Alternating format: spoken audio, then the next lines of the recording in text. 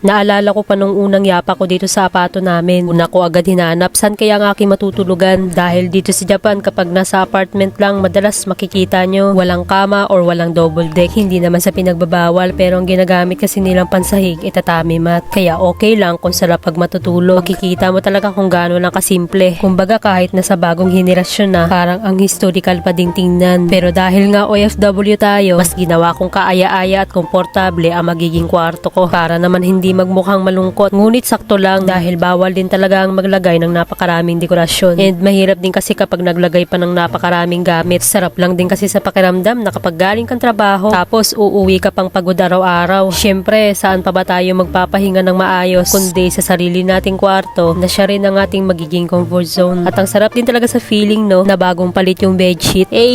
Tapos bagong ligo pa. So ayun lang muna guys at maraming salamat nga pala sa panonood. Bye-bye!